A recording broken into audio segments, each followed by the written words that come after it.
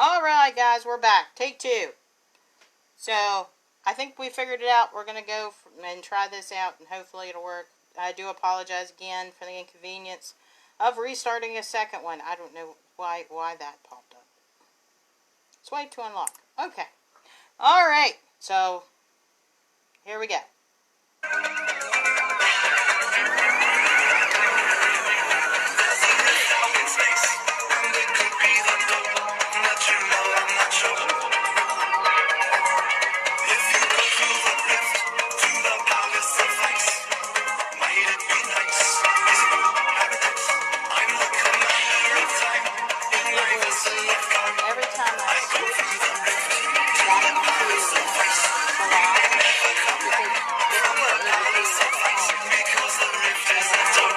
Everyone here at the Rift Radio Network would like to welcome you to tonight's special broadcast.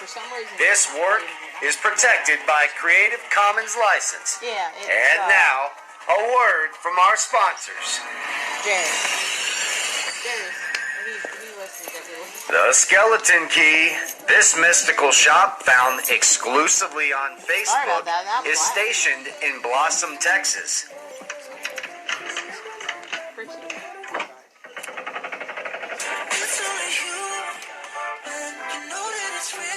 Purchase all of your very own unique religious, spiritual, and metaphysical items, to include the beginner altar kits. Find them today on Facebook. Remember, you've always had the key.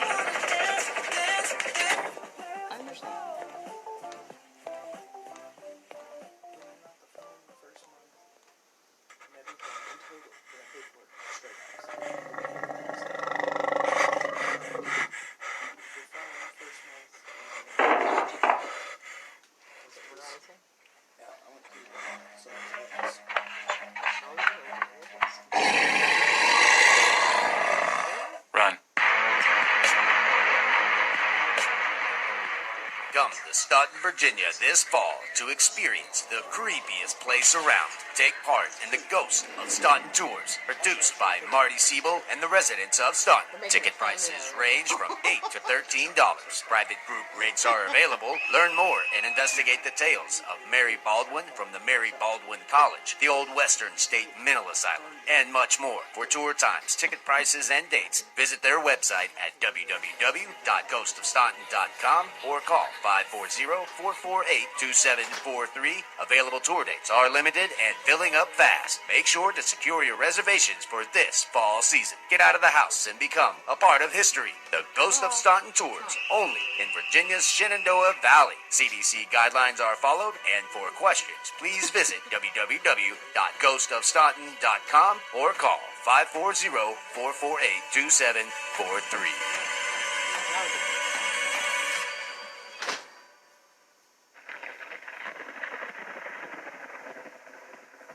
Welcome to the haunted tales from the old rocking chair.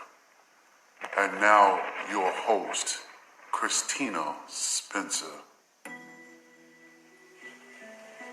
Now I'm just going to get back on Facebook for this one.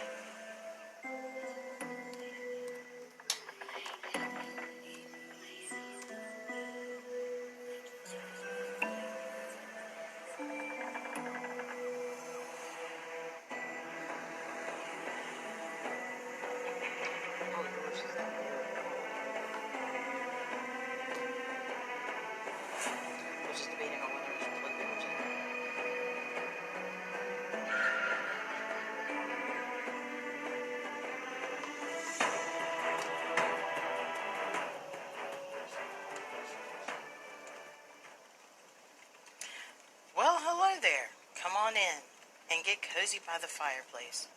Let me get settled into my old rocking chair, and I'll tell you a couple stories. Haunting stories. Stories that are not for the faint of heart. Some of these stories may not be about hauntings per se, but nonetheless will haunt you. Because after all, some of the most scary things in life are not ghosts and demons, but the people we cross on the street. If you're brave enough, keep listening. If not, get up and leave now, because you'll never be the same. Don't say I didn't warn you. Welcome to the haunting stories from the old rocking chair.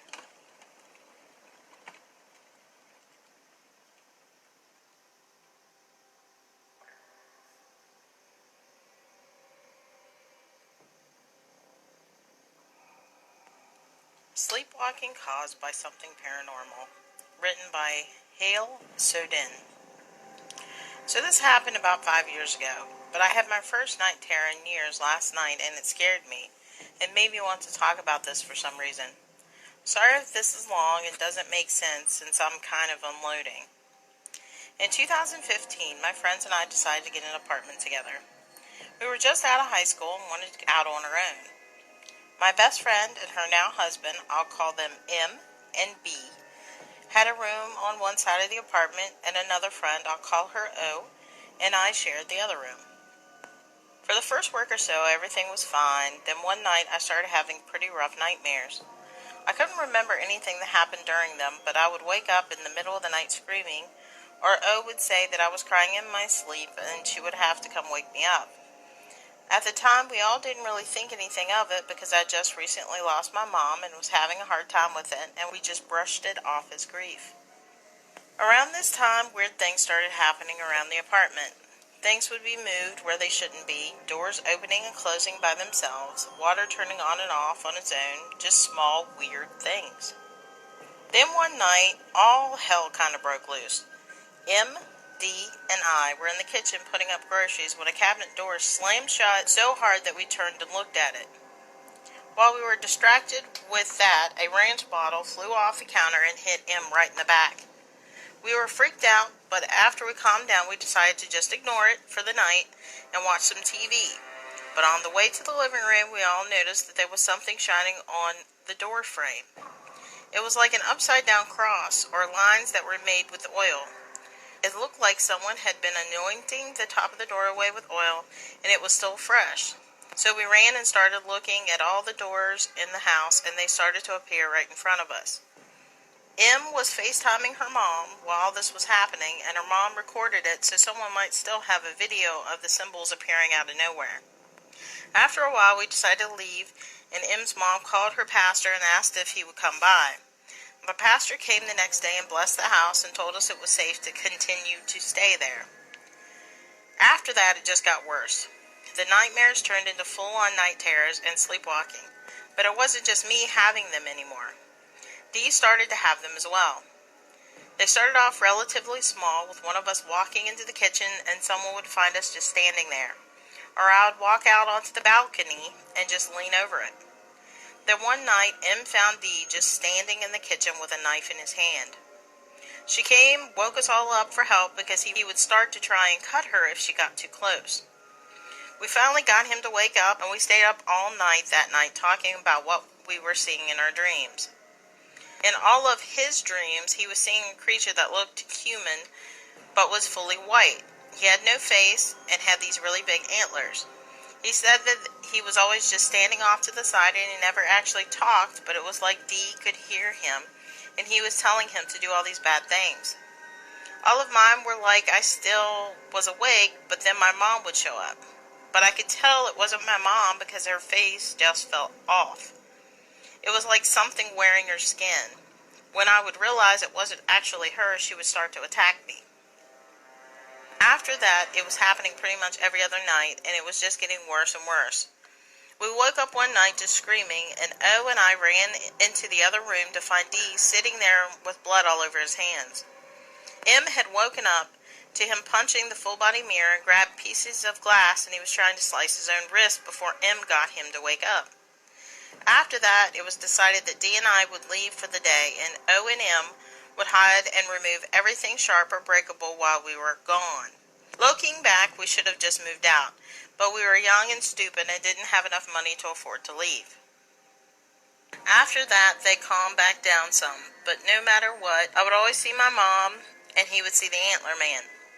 The one night I woke up to all three of my friends lying across me, holding me down in some way, then the pain set in, and when I could finally look at my knuckles, they were covered in blood. I couldn't move my fingers, and my little finger was bent in an unnatural way. Once they realized I was awake, they took me to the hospital, and I had 3 broken fingers. Apparently, O had woken up to a loud banging noise, and when she turned the light on, I was lying face down on the edge of my bed, punching the nightstand at full force over and over again. She tried to wake me up, but couldn't. So she started grabbing at my arm to try to stop me, and I kept breaking loose and going right back doing it. So she went and got the other two, and it took them about 15 minutes to get me to wake up. Thankfully, we only had a couple of weeks till our lease was up, and they had all found a place together that would be ready in a week, and I was moving out of town to get away for a while. So we all decided that we would take turns sleeping until we were out of the house. While all of this was happening, everyone was also having crazy mood swings. O, who was like the most upbeat and positive person ever, was becoming mean and saying shit she never would have said before. It was like a complete 180. D and I slumped real deep into depression, and M was also just really short and snappy. Even friends that would come over and stay with us would say they felt really weird and that they felt stuffy. After we moved out, everything seemed to come to a stop. I was still having nightmares at first, but they finally stopped soon after. We even all lived together again about a year later, and everything was fine. We all moved on with our lives, but it's really hard for us to talk about with each other. D and I thought it might be a demon, and he was seeing its true form in his nightmares. My mom in mind, because that would make it easier to break me. But I still have no idea what happened to us, or why.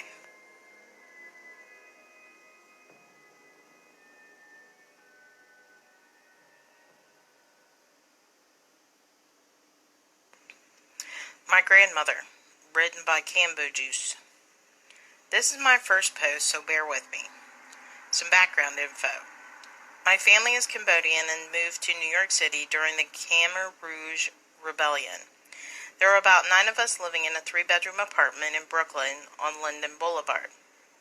We go to Wat Temple every Sunday. I was about 7 to 8 years old and slept with my grandma every night to keep her company. One morning, I woke up to her yelling my name because she fell and hit her head on the nightstand. I quickly got up and ran like hell to grab my uncle to help her back up. My grandmother had diabetes and had trouble walking, bathing, etc. It was Sunday, and we were all getting ready to go to the temple. We all piled up in the van and headed out. When we all got out of the van, my uncle helped my grandmother up the stairs. As soon as her foot hit the first step of the temple, she froze, standing there for a couple seconds before collapsing. A heart attack. Everyone was yelling, the kids were crying, my uncle started performing CPR, at least attempting to. He didn't know what was going on, but was trying to save her life. The paramedics were called and arrived shortly thereafter. The sounds of the siren sounded like a scary banshee wailing and floating towards us at a fast speed. It chills me to this day. They took her to the hospital with my uncles, while the kids and my aunt stayed behind. The elders and the monks called everyone in to pray for my grandmother. After we were done, we went back to the apartment and waited on any news about my grandmother. Shortly after, we got a call from my uncle. He said she had passed. I loved my grandmother, although she was not the nicest person in the world. She was pretty sour to outsiders and led the house with an iron fist, but she loved her family. In the Khmer culture, my elders told me when you die, your spirit has 3 days to walk the earth before you're past judgment. And your oldest child has to shave all their hair, yes, eyebrows and everything, then live with the monks for 3 days and nights and pray. My father had to take that role. My experience. The same day of her passing, my dad left to stay at the temple. My aunt was terrified of my grandmother because she was kind of mean. So mean that she threw a meat cleaver at one of my uncle's girlfriends back in the day, LOL. It was only me, my older sister, my aunt, and my little cousin of about 1 year old in the apartment. It started getting dark, and my aunt was the only adult in the apartment, so she told us to stay together because she was scared. We were all crying and exchanging stories about my grandmother, but was interrupted by pans flying and crashing in the kitchen. My aunt started weeping and told us that this is the time my grandmother usually eats. It really spooked me because it seemed like my grandmother didn't know she was dead. A couple of hours later, about 8 p.m., we heard a loud banging in my grandmother's room. We were too scared to go look because no one was there, so we all stayed in the living room and waited for my uncle to get home. But I recognized that sound. My grandma had a TV that would short out and show a white horizontal line, and you would have to bang on it a couple times before the picture showed back up. It sounded just like that banging. My uncle finally came home around 10 p.m. You could tell he was exhausted and sad. My aunt laid blankets on the living room floor and told my uncle everyone was sleeping in the living room floor tonight because strange things are going on and she was scared. My uncle gave her an annoyed look and just said, "All right." I was very scared that night, and I couldn't go to sleep. I knew I'd end up being the last one awake. And to my horror, I was. I lay there all night praying for nothing to happen. It was about 3 or 4 hours later when the light in the hallway flipped on. I was spooked because I didn't hear anyone get up. I lay there for about 10 minutes when I heard the bathroom light turn on. By then I knew exactly what was going on. It had to be my grandmother, I said to myself. I lay there staring at my little cousin's white crib mattress that was propped up against the wall, not moving an inch of my body. Shortly after, I heard something metal dropped into the bathtub. Remember, my grandma had diabetes and couldn't bathe herself, so my uncle and dad used a small metal bowl to bathe her that we left in the bathroom. I'm about 1,000% sure that's what I heard drop in the bathtub. Shortly after I heard the tub water turn on, I could hear the water splashing against the tub. My stomach dropped and I felt like throwing up. I didn't hear anyone get up or any footsteps in the bathroom. And who the hell would be taking a shower this late at night? I was so terrified to move, to wake my family up, so I just laid there. After about 5 minutes, the water finally turned off, and I heard the light switch flick, but the lights were still on. I figured it was the bathroom light. I was breathing very heavily and had a weird feeling that whatever it was knew I was awake, so I closed my eyes. I heard what sounded like feet dragging against the floor coming towards the living room. It sounded just like my grandma when she would walk around the apartment with her flip-flops on. She drug her feet because diabetes made it hard for her to walk normally, so she also used a cane. The sound got louder and closer. I opened my eyes and stared at the crib mattress, and to my horror saw what looked like my grandmother's silhouette being cast on the mattress that was up against the wall. It was getting closer, and I still to this day don't understand why my family did not wake up. When the footsteps got to where the doorway was, it just stopped. It seemed as if my grandmother was just standing there watching all of us sleep. It felt like forever, but then the lights finally turned off. Then silence. The other thing that happened that night was that there's an Asian calendar that hung up in the living room that kept fluttering as if someone were constantly flipping through the pages. I ended up falling asleep shortly after, probably due to exhaustion as I was still a kid. I have more experiences with stuff like this if you'd like to hear more, and sorry for the grammar and formatting. I'm doing this on a phone at 4 a.m. If you have any questions, let me know. I haven't told anyone this story but my wife. I don't know if it was my imagination or what, but it felt so real. I know it wasn't a dream, that's for sure, because I had a nightmare when I fell asleep that night. Anyways, thanks for reading if you got this far, and be safe.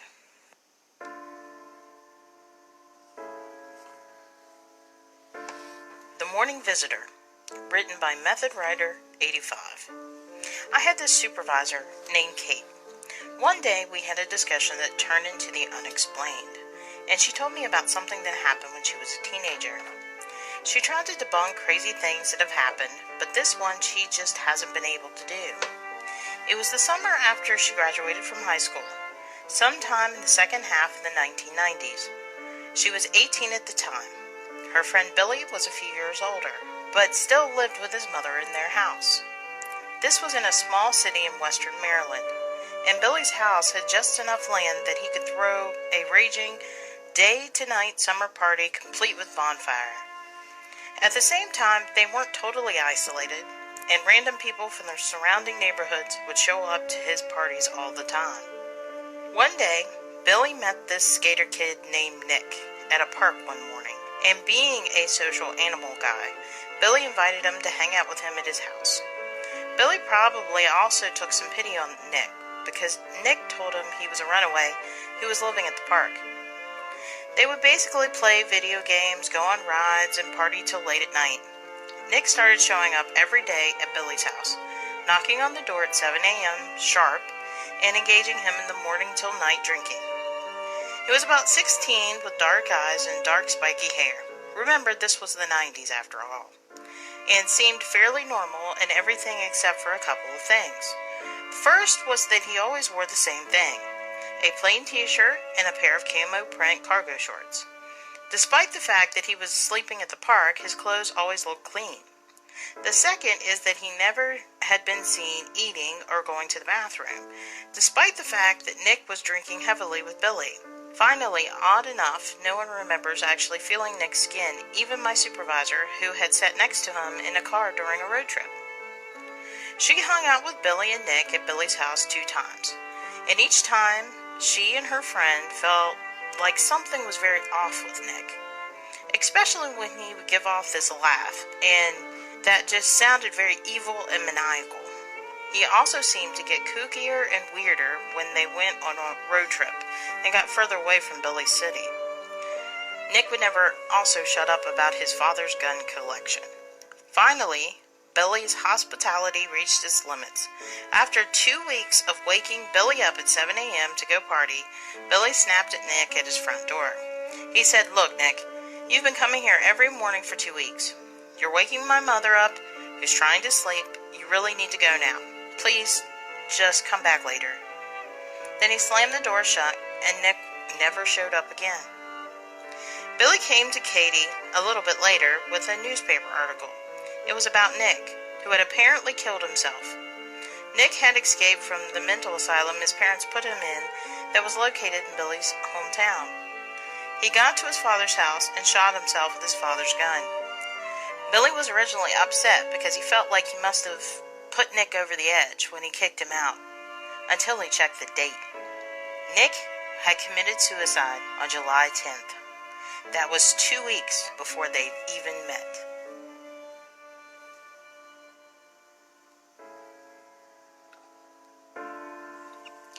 The Girl in the Mirror, a true story, written by Beyond Scared Death.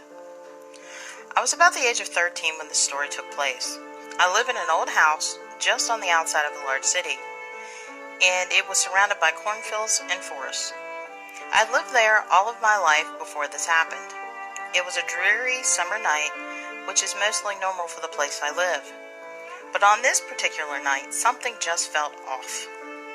I'd come home from soccer practice around 6 p.m., and my parents always had me in bed by 8. The night went on as usual. I ate dinner, played with my little sister, and did some weightlifting before bed. I got in bed around 7:45. This story will make better sense if I tell you some things about me. I'm a restless sleeper. I toss and turn and get up periodically through the night. And I've always had a fascination with the afterlife. Okay, back to the story. I'm not sure exactly what time I fell asleep, but I didn't really have my usual episodes through the night.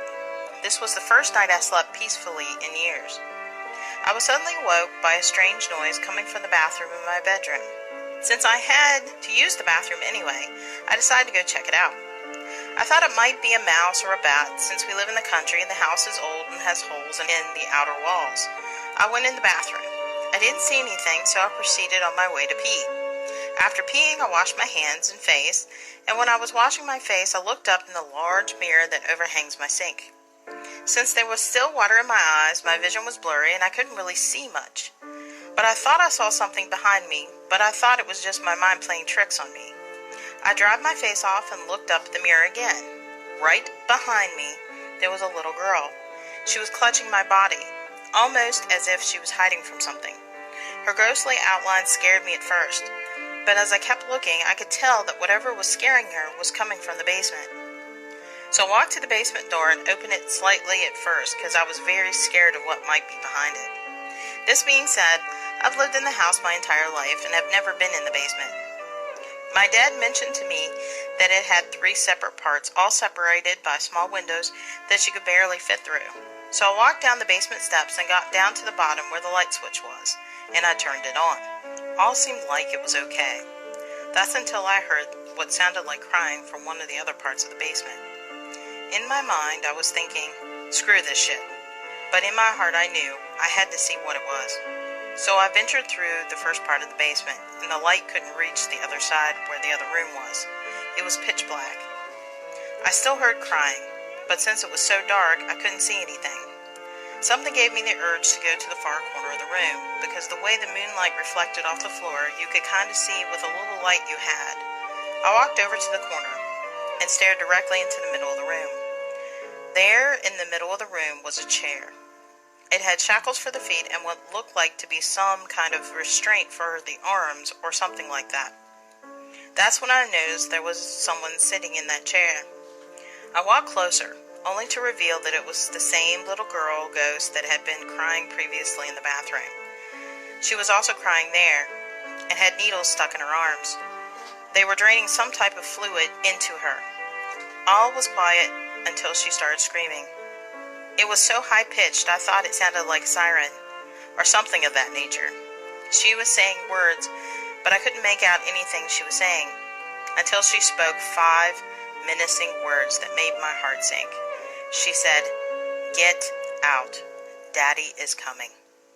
Not even thinking twice, I sprinted up the basement stairs, tripping over my own feet and fell flat on my face once I reached the top. I got back up and ran to my parents' room. I told them what had happened. They went down there and checked everything out. I told them about the chair and the little girl that was screaming. They told me that there was no chair in the basement and there had never been 3 parts of the basement. Me not believing them, I walked back down there and the room that I saw the chair in wasn't there. There had only ever been 2 parts of the basement, my dad said. I told him what I saw and how I knew there had to be some mistake. But I never did see that part of the basement again. I'm now 18, and I decided to do some research on the house to see if there's any history that could have caused that. I came across an article of a man who had been arrested in 1868 for doing lab experiments on all of his children. After the man was arrested, the police found all 12 skeletons of his children stuffed behind the basement stairs, under debris, and in the concrete. I moved out of the house, and that I finally have an answer to what I saw that night. I'm finally at peace, but those 5 words still hang over me to this day. Get out. Daddy is coming.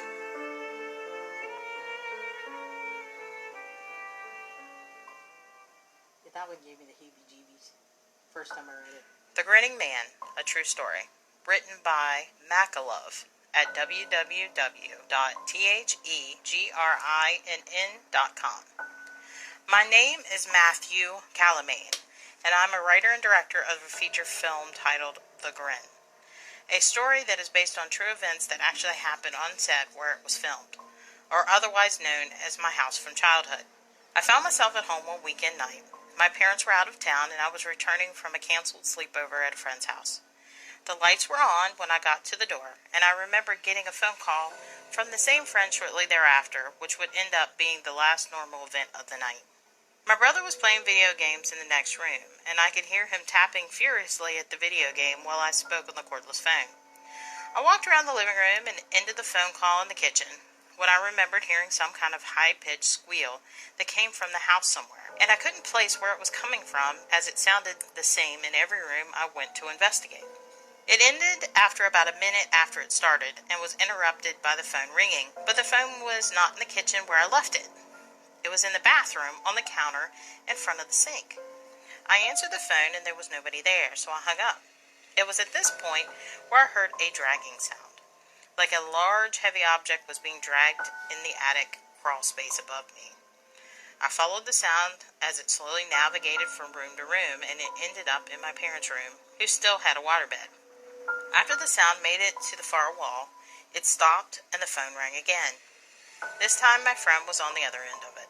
I told him what was going on, and he told me to be careful and call the police. After I got off the phone, I laid down on the waterbed, and I was horrified to find a body-shaped solid object inside the waterbed mattress, and I leaped out of it. I then heard a knock at the door, and answered it quickly, but there was nobody there. It was at this point where my brother called me from his room to check something out that he just discovered in the game he was playing.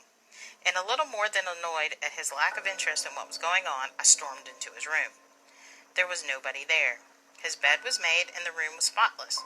Neither the console nor the TV was on, and the controller was wrapped and unplugged. There was no way he could have hid and cleaned his room in the few seconds it took me to make it from the front door to his room.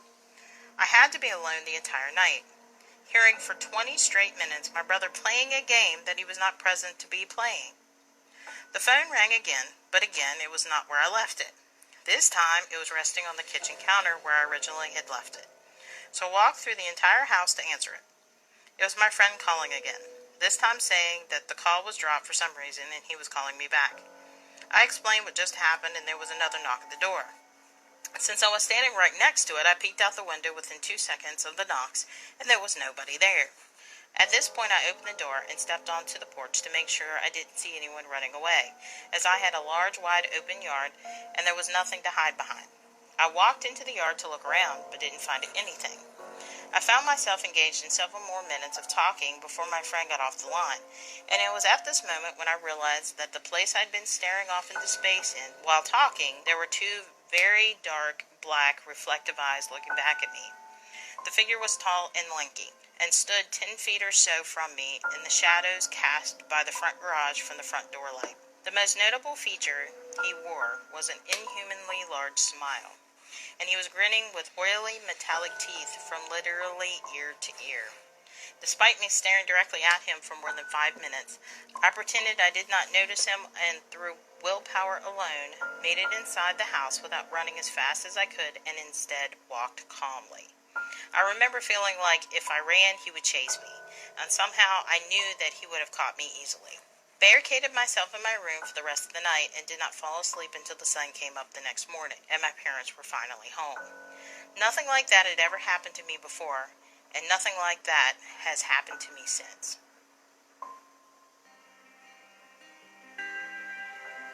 The Bottom of the Lake by user James Veggiano. I'm going to start by saying this. I'm only a kid, but I've hardly ever made stuff up. I'm a teenager, and like all people, as you grow up, you stop believing in things. Santa, the Easter Bunny, the Tooth Fairy, and stuff like the boogeyman and monsters. But I'm someone who has an open mind. I think a lot, and maybe that's why this story is so terrifying. It was a warm summer day. My family and I went up to a place called Delta Lake. It's a lake that has lots of stuff to do. There's swimming, there's a beach, there's hiking, there's camping, but the best thing was to go fishing at the lake. My father and I got his boat into the water, and then the rest of my family got in. We drove the boat to the middle of the lake. There were a few other people there too, but it was so hot that most people decided to stay in, I guess.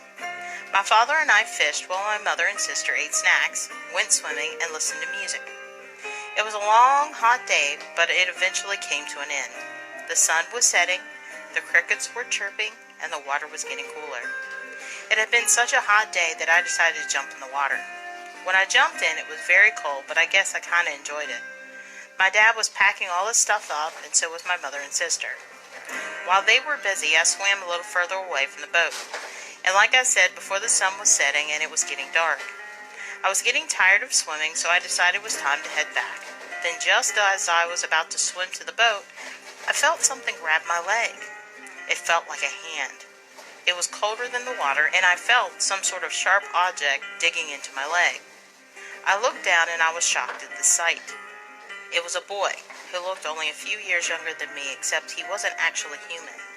He had a pale, white face and long, sharp nails.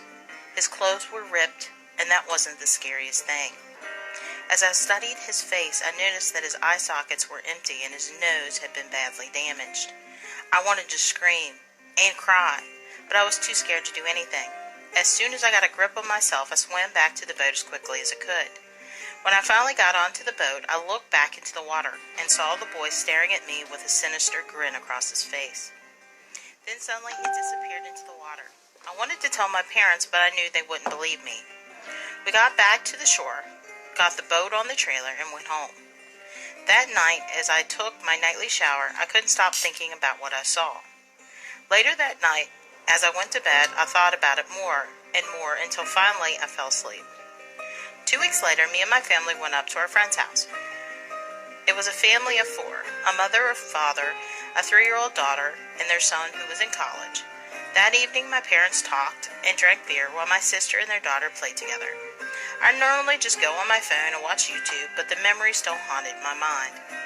I guess I must have looked strange because the son that was in college asked me if I was okay.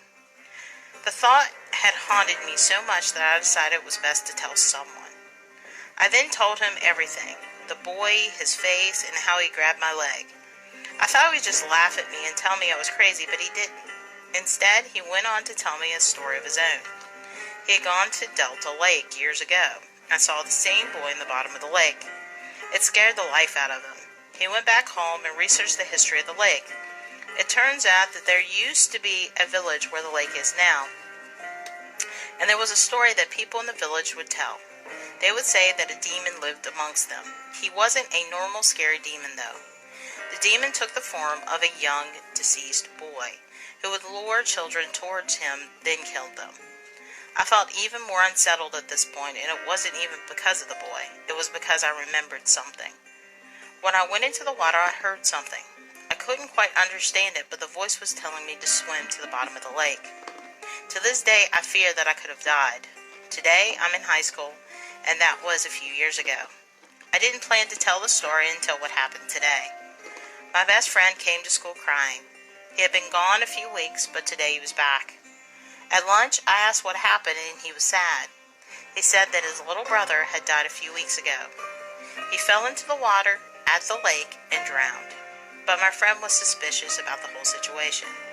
This was because his little brother knew how to swim, but for some reason, he just swam to the bottom and never came back up. The next part sent chills down my spine. He said that right before his brother died, he whispered to him that someone was talking to him. My friend thought it was just his imagination, but seconds before his brother swam to the bottom of the lake, he thought he saw a face and an evil smile across it. I was trembling, but then I managed to ask him where he went for that day. My friend turned to me and said, Delta Lake.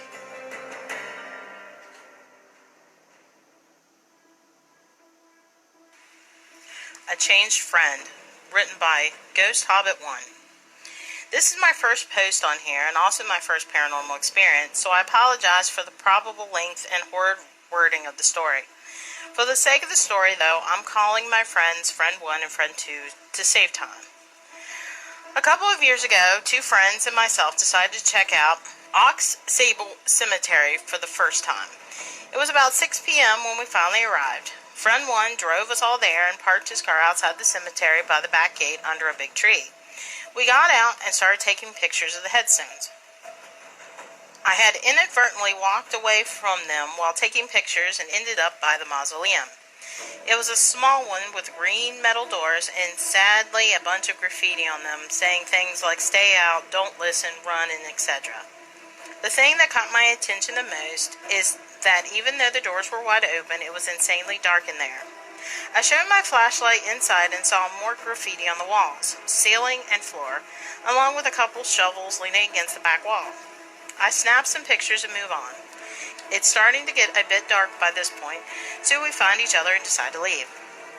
Friend 1 and Friend 2 reach the car first and get in, but as I go to get in, I get this weird sense of being watched. I look around and that's when I see her. A young girl with dark hair and a white dress right next to the entrance/exit to the cemetery. I ask Friend 1 and Friend 2 if they see her, and their stunned silence confirms it. Friend 1 immediately tries to start his car, but it won't turn over. He continues to try for a few more minutes until it finally starts. All the while, the girl by the gate is watching us.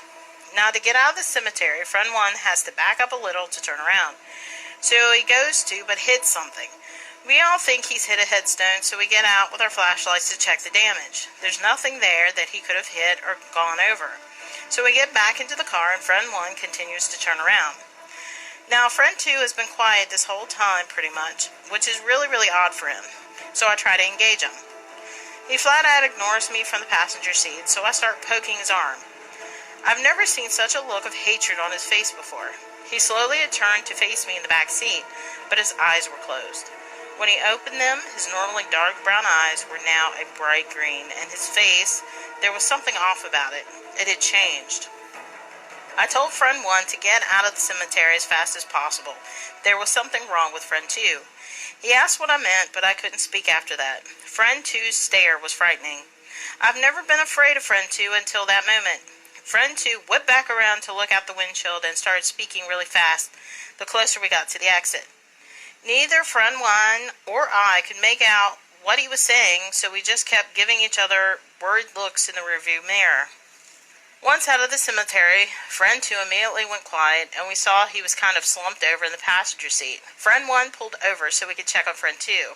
I poured water on his face, and he kind of stirred, saying that his chest was burning. When we lifted up his shirt, he had 3 long, slightly bleeding scratch marks across his chest. Needless to say, we've never gone back.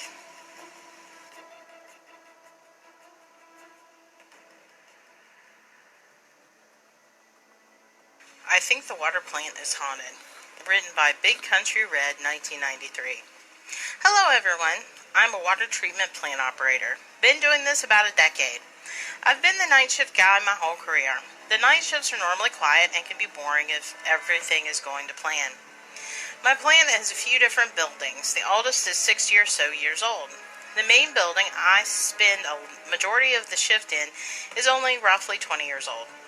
For more backstory of the area, this used to be a booming, energized area. This area was littered with railroad tracks and drifters coming and going on the trains of yesteryear. Our farms and factories were very bountiful back then. Now that you all understand that, you must also understand that with the success in the area, there is also a darkness. From the settling of the area, wars with natives, and even into the 30s and 40s, of people being killed in train wrecks and bad business deals, the grounds are laced with darkness. The silence of the night shift can be eerie all on its own. Lots of bumps and bangs in a dimly lit darkness. On the night I'm now about to speak about, everything started out as normal. I came in around sunset, got the nightly passover, and began my work. Around midnight, I had to do my rounds around the property while getting the nightly pump numbers. I made my rounds with nothing but a flashlight around the main building. The oldest building is a good walking distance away from the main building. I set out in the dark, headed for that building. I must also add that we aren't in the nicest area of town, however. I'm a big guy and can hold my own.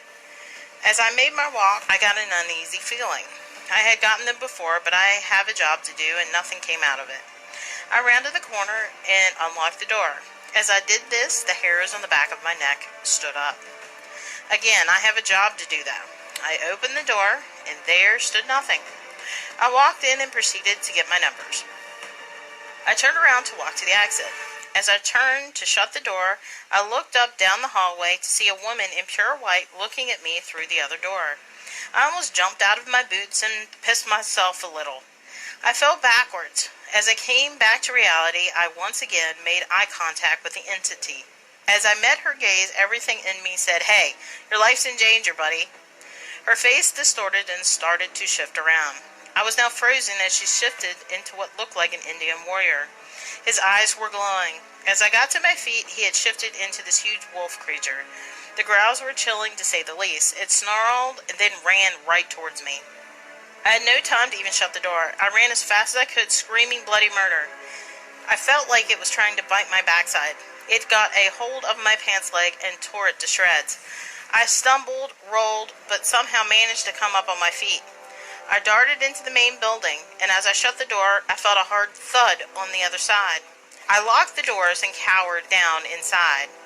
I could hear the thing casing the building, growling and scratching at the walls.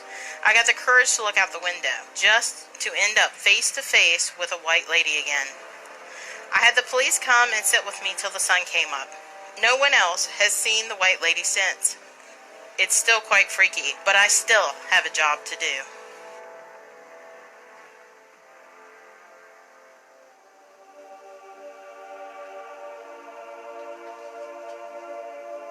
My Dad Witnessed a Ghost at Work. True story. By K. Marie. With double A's and double E's. Okay, so my dad has always been the type of guy where he doesn't believe in anything unless he witnesses it for himself. He's a pretty macho guy and isn't into all that fairy tale and ghost nonsense. Yet, that all changed for him one day. It was around 2:30 in the afternoon when my dad came home. He works the night shift at the old El Reno prison. He says it's a pretty laid-back job for the most part. He'll usually drive around the prison in one of the guard trucks or keep watch in the towers. But one night he was sent to do a sweep of the chapel, as to make sure no one was in there who wasn't supposed to be. His boss, let's call him Jack, told him to come back and check in with him after he was done. My dad walks through the yard out to the chapel. and as soon as he walks in, he said he felt just a wave of nervousness come over him. He flicked on the old lights and walked in and began to check all around the room. After a couple of minutes, he said a man, dressed in the same uniform as him, walked out from the little office in the back. My dad asked the man if he was already doing the sweep of the chapel, and the man replied, "Yes, I'll take it from here." So, confused as to why he was sent out there to check the chapel, my dad just gave a little, "Oh, okay, I'll let Jack know." My dad returned to his boss about 15 minutes after he had sent him. Jack looked at him and asked, "How did you get it done so fast? You couldn't have possibly checked that whole place in such a short amount of time." "Another guard is already in there, and he said he'll check it," my dad said. And I guess Jack didn't think anything of it as long as the chapel was checked. Everything was fine with him. Well, this is where it gets creepy. About 3 days after, my dad, he was walking down the halls of the prison and stopped to look at the display case of all the old photos of other guards in the past. As he was browsing the photos, he said his heart sank and his blood froze. One of the pictures he came across was the very same guard he had encountered in the chapel, only the guard was dead. Apparently, about 4 years before my dad started working there, a riot had broken out in the chapel and a guard was stabbed to death, and that guard was the same man my dad had seen in the old chapel. But out of the 12 years of working there, not once had he ever heard about the riot until now. I don't know if they just don't talk about it, scared it might run off some of the newbies, or it was just something a lot of them had forgotten about. All I can say is, my dad is now a firm believer in the paranormal. And not once has he ever gone back into the creepy chapel.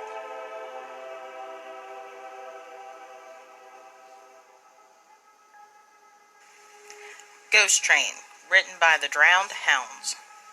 I was 22 years old and just moved in with my cousin. We had a band, so of course we tried to party hard. That being said, we always had a full house of bandmates hanging out. One spring night, we were done practicing and chilling in the living room. I was sitting on the couch across from my cousin, who was passed out in the recliner. All of a sudden, he springs up from the recliner, looks at me, and says, "We've got to go to the train trestle now." The train trestle was an old, abandoned, torn-up railroad track that led to a still intact wooden bridge over the river. We grew up in a small South Carolina town, and there wasn't much to do, so we would go hang out at places like that to drink and hang out. Back to that night. When my cousin sprang up and said, "We've got to go to the train trestle now," I thought maybe he was joking or really baked. But he kept saying it and was dead serious. The trestle was like 30 minutes away, and it had to be after midnight. But this was so crazy I had to go.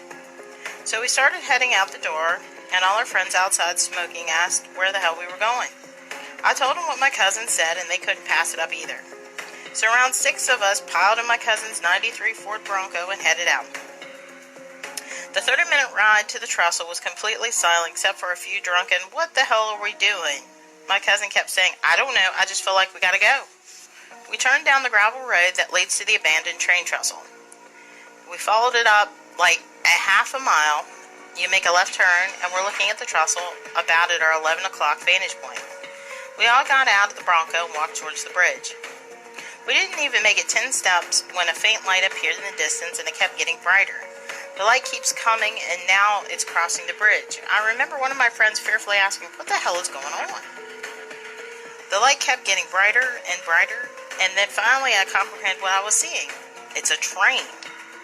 The train was bright white with gray, completely silent, and passing from our right to the left within 20 yards. Then out of nowhere, the train slows to a stop. At this point, I'm in such disbelief that all I can do is stare. I know I sound crazy, but I swear the next thing that happened is people started walking off the train. They were wearing what appeared to be, to my 20-year-old brain, like old clothing. I remember top hats on the men who were grabbing the bags and women in big dresses departing the cars. Next, it gets a little fuzzy because it's been 17 years, but the people just vanished. The completely silent train started moving again and slowly disappeared to our left. After the train disappeared, we were in complete shock. And the reality set in.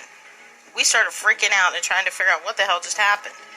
I can't remember who yelled it, but someone screamed, "Let's get the frick out of here." We all bolted to the Bronco and tore out of there. 17 years later, and I still remember it like it was yesterday.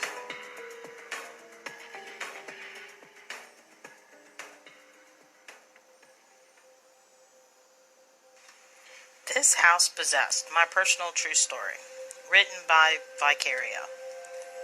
I have always been quite adventurous, so it stands to reason that when I had spare time alone, I would hop in my car and go exploring. I especially like finding old abandoned homes, and there are a lot of them in Colorado.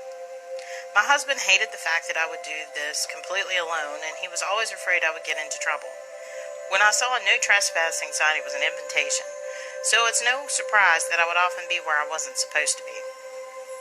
One day while out driving down old country roads that I happened upon an old abandoned farmhouse, so I pulled into the driveway. There was no garage or carport, so my car was right in plain sight. This old brick farmhouse was all boarded up, but around the side of the house there was an opening where one of the boards had fallen off, so I scrambled on up and crawled through. I found myself in a front bedroom. Of course, it was rather dark, but there were cracks in the boards that let in just enough light that you could easily maneuver throughout the house without too much difficulty. Imagine my surprise to find everything still in the house untouched. Near as I could tell, it had been empty since sometime in the 60s, so it's been sitting in this condition for at least 20 years. I found this very strange that no kids had gotten inside to party, nor any evidence of homeless person, especially since this house could be easily seen from I-25, a major highway that goes through the heart of Denver, and there was an exit within walking distance to the house. Denver had a very large homeless population, just like all big cities have. The living room had all the furniture, lamps, tables, and the bedroom had armoires and an iron bed. Everything left in the kitchen along with home canned goods, spices, dishes, everything still there. The bedroom where I entered was a portable toilet, and I wondered if someone had been sick. I got a feeling that was the case. I spent hours in there just looking through pictures and postcards of the family that lived there. There was a ton of Catholic paraphernalia, too. You know, crucifixes on the walls, rosary beads, and the like. It was fascinating to me, and I was trying to figure out why the family had left the house this way, and I was so surprised when I came out how many hours had passed, but I chalked it up to being too involved and losing track of time. I've never worn a watch, so it isn't hard to believe that this could happen. This place also wasn't too far from my house, so I would go there as often as I could and wander the grounds. Investigating the sheds and the outhouse, the root cellar under the house was loaded with old canned goods and rotted root vegetables. The smell, of course, after all that time was non-existent, so it really wasn't unpleasant. I kept wondering what had happened there. I did not know that the family that had owned this home lived just around the corner on the same street. How I found out was they caught me there and ran me off. I watched them as they left and saw where they went. Now when I go back, I'd look and see if they were home before I'd go in. So week after week, month after month, I would go back. There was so much to explore. Time after time, they would catch me there again and again and always run me off. I always wondered why they never called the police on me, but they never did. I think they knew I was being haunted, although I was not aware of it at the time. Later on, after I'd been exploring for a number of months, I began to find myself there with no recollection as to how or when I'd gotten there. But every time I went in, hours and hours would go by, and every time I came out, I was always surprised by how much time had passed. I would think I was in there for about 2 hours, but would find at least 6 hours had passed, and it was dusk. It would begin to get dark, and I would have to leave because, of course, there was no electricity. I was completely taken over and got into my mind that I wanted to buy this house. So I talked to my husband about it, never revealing to him that I'd been going there. I kept it a secret from everyone, even my best friend. I did some research and tried to find out everything I could about it. I did find out it was built in 1910, but could get no other information about it. I tried to talk to the people that owned the house, but they would never tell me anything at all and would just tell me to leave again. I never damaged anything, and I left everything as it was. I never took anything from that house until one day I was drawn to an old green woven clothes hamper in very good condition, and since I needed one at home, I took it. No one would miss it, right? Now I made a connection. Bad move. Soon after I took this hamper, I had a dream, or was it a dream? A figure in a dark hooded cloak approached me and said, "Can I come in to you and finish living out the rest of my life?" I replied, "If I do, then when can I live out the rest of my life?" And the figure disappeared and I woke up. Creepy, huh? I do believe that the hamper was the catalyst for the event. I should not have taken anything. Thou shalt not steal. There's always a reason for his commandments. The next time I went to the house, it had been completely demolished. The house and all of the outbuildings were gone. There was absolutely no trace that anything was ever there. Not a brick, not a board, not even a foundation. The root cellar had been filled in completely.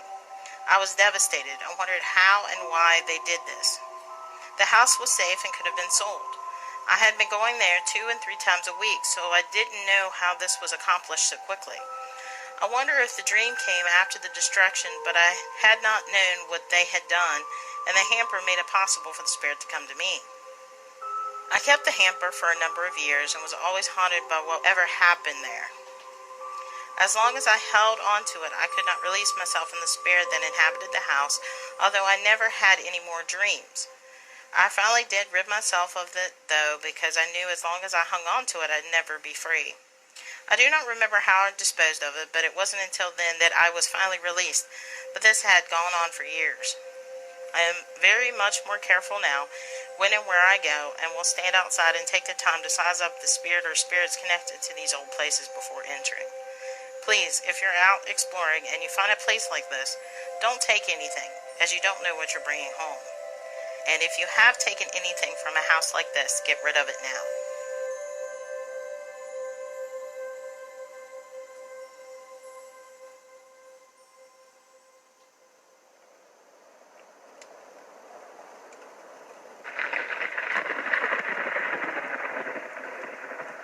I hope you all enjoyed all of our haunted tales this evening. If you would like to discuss any of the stories on tonight's podcast, or just chat live with me, join our Discord server. I'm always live on there during and after the podcast every Sunday night starting at 7 p.m. Join our community on our Facebook group page and YouTube channel. If you have a haunting story of your own or artwork and you want to submit it for consideration for the future show, drop me a line on our Reddit page or email address. All our links are below in the description. Special thanks to Darken Mood, Darken_M00D, for all his wonderful art that you can check out on his Reddit page. I want to thank all our brave storytellers, for without them there would be no show. A detailed list of story credits are in the description. But most importantly, I want to thank you, the listener, for taking time out of your day to listen to Haunted Tales from the Old Rocking Chair. I hope you have a wonderful night, and as always, sweet dreams. Okay, I'm going to turn myself down. I just want to say thank you to everybody for being patient. We did have a lot of technical difficulties today, so we were running quite a bit late than normal. Also, if you weren't a part of the previous live where we were having the issues and then I had to restart the live, tonight's live was the best of episode of Ghost Stories from Haunted Tales. I've done over 100 stories now, so it was really hard to pick a couple. I did have to exclude some, not because that they weren't the best, but simply due to time constraints. And if you still have time, if you want to check out some more podcasts, I would suggest The Laughing Children story by the 80s slasher librarian. It was on podcast number 8. Haunted Gym, I Don't Know What to Think Anymore by Gag Me. That was podcast 11. And Grandma Loves Me from the Other Side by Yumi130794.